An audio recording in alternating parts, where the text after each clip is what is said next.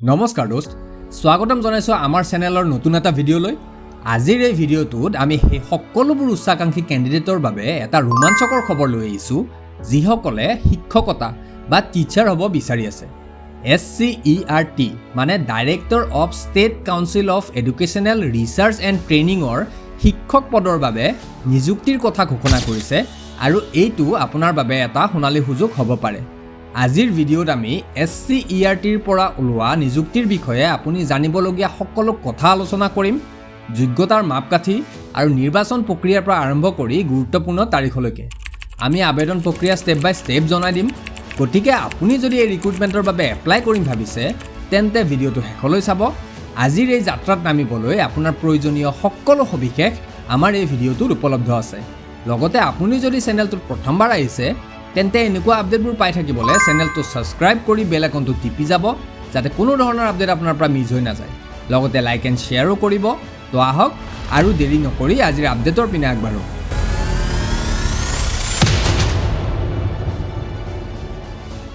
তো আপোনালোকক জনাওঁ যে APSCৰ পৰা SCERTৰ বাবে 159টা লেকচাৰাৰ পোষ্টৰ বাবে ৰিক্ৰুটমেণ্ট ওলাইছে। সো এই পোষ্টসমূহত এপ্লাই কৰিবলৈ সকলো ইণ্টাৰেষ্টেড কেণ্ডিডেটে অনলাইন যোগে আবেদন কৰিব লাগিব। লিংক মই ডেছক্ৰিপশ্যনত দি দিছোঁ, আপোনালোকে চাই ল'ব। সো কেনেকৈ ইয়াৰ এপ্লাই প্ৰচেছ হ'ব মই আগত কৈ দি আছোঁ, ভিডিঅ'টো চাই থাকক। এতিয়া আগবাঢ়িছোঁ এই ৰিক্ৰুটমেণ্টৰ অভাৰভিউৰ পিনে।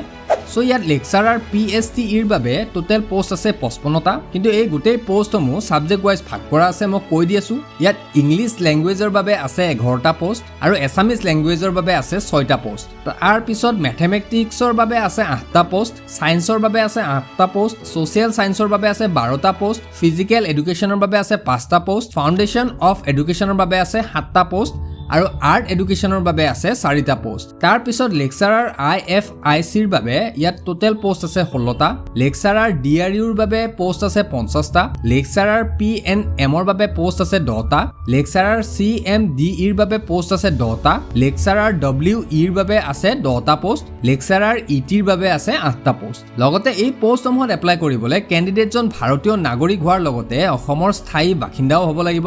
লগতে কেণ্ডিডেটজনৰ বয়স 21ৰ পৰা 38 বছৰৰ ভিতৰত হ'ব লাগিব 1 জানুৱাৰী 2024লৈকে। লগতে ইয়াত কেটেগৰী ৱাইজ এজ ৰিলেক্সেশ্যনো আছে, মই কৈ দি আছোঁ। ইয়াত SC ST কেণ্ডিডেটৰ বাবে আছে 5 বছৰকে, OBC এবং MOBC কেণ্ডিডেটৰ বাবে আছে 3 বছৰকে আৰু PWBD কেণ্ডিডেটৰ বাবে আছে 10 বছৰকে। লগতে কেণ্ডিডেটজনৰ PRC চাৰ্টিফিকেট আৰু এমপ্লয়মেণ্ট এক্সচেঞ্জ চাৰ্টিফিকেট থাকিব লাগিব। লগতে স্মল ফেমিলি নৰ্মছ মানে ফৰ্ম A লাগিব এপ্লাই কৰাৰ সময়ত। এতিয়া আহিছোঁ ইয়াৰ এপ্লিকেশ্যন ফি ডিটেইলছৰ পিনে। সো এই পোষ্টসমূহৰ বাবে এপ্লাই কৰিবলৈ জেনেৰেল কেটেগৰীৰ কেণ্ডিডেটে 297 টকা 20 পইচা পে' কৰিব লাগিব। SC ST OBC MOBC কেটেগৰীৰ কেণ্ডিডেটে 197 টকা 20 পইচা পে' কৰিব লাগিব। BPL আৰু PWBD কেটেগৰীৰ কেণ্ডিডেটসকলে 47 টকা 20 পইচা পে' কৰিব লাগিব। আৰু এই পে'মেণ্টসমূহ আপুনি অনলাইন যোগে পে' কৰিব লাগিব। অনলাইন পে' কৰিবলৈ আপুনি debit card, credit card, net banking বা UPI ব্যৱহাৰ কৰিব পাৰে। এতিয়া আহিছোঁ ইয়াৰ এপ্লাই প্ৰচেছৰ পিনে। সো এই পোষ্টসমূহৰ বাবে এপ্লাই কৰিবলৈ আপুনি অনলাইন কৰিব লাগিব, মই আগতেই কৈছোঁ। লিংক মই ডেছক্ৰিপশ্যনত দি দিছোঁ, তাৰ পৰা গৈ কৰিব পাৰে। নহ'লে ইয়াৰ অফিচিয়েল ৱেবছাইটত গৈও আপুনি এপ্লাই কৰিব পাৰে। সেই লিংকত গ'লে আপোনাৰ ইণ্টাৰফেচত ফৰ্মখন খোল খাব।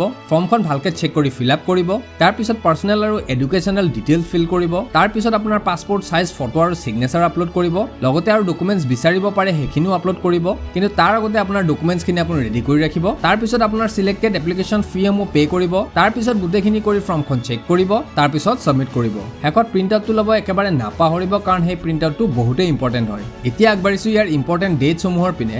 সো ইয়াৰ এপ্লাই প্ৰচেছ ষ্টাৰ্ট হৈছে অলৰেডি আৰু চলি থাকিব 28 আগষ্টলৈকে। সো যিসকল কেণ্ডিডেটে এই পোষ্টসমূহৰ বাবে এপ্লাই কৰিম ভাবিছে তেওঁলোকে 28 আগষ্টৰ আগতে এপ্লাই কৰি ল'ব। তো এইখিনিয়ে আছিল আজিৰ আপডেটত। ভিডিঅ'টো চাই ইনফৰ্মেটিভ পালে লাইক এটা কৰি যাব। লগতে শ্বেয়াৰো কৰিব যাতে আন এজনেও এই ৰিক্ৰুটমেণ্টৰ বিষয়ে ভালকৈ জানি লওক। আজিলৈ এৰিছোঁ, পুনৰ নতুন আপডেট লৈ আপোনালোকৰ মাজলৈ আহিম। জয় আই অসম, ভাৰত মাতা কি জয়।